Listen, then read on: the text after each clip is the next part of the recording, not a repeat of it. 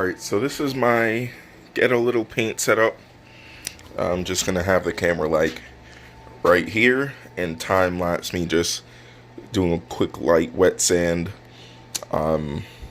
dried off, maybe a layer of primer because I don't know how many. This is a pre-primed front bumper for a 2016 Honda Civic or Accord, one of the two, and it says it comes pre-primed. I don't know how many layers of primer are on there, but maybe it just needs like a quick little wet sand for the surface, and then the paint, the clear coat, and then that's it. It's not gonna really be too much, nothing crazy, just doing something for my friend, and that's it. So I guess I'll just start the time lapse in a second.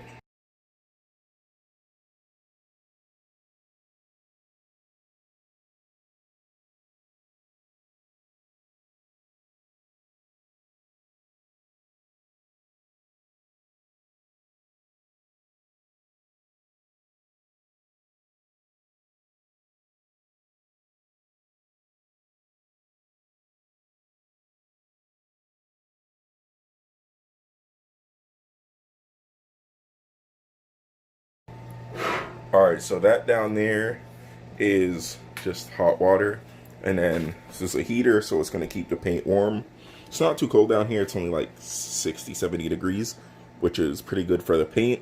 So I'm going to unwrap the bumper, check how the prime is, and then whatever I have to do, I guess you guys will see, because I'm not 100% sure what this will take. So I guess we'll get into the time lapse again.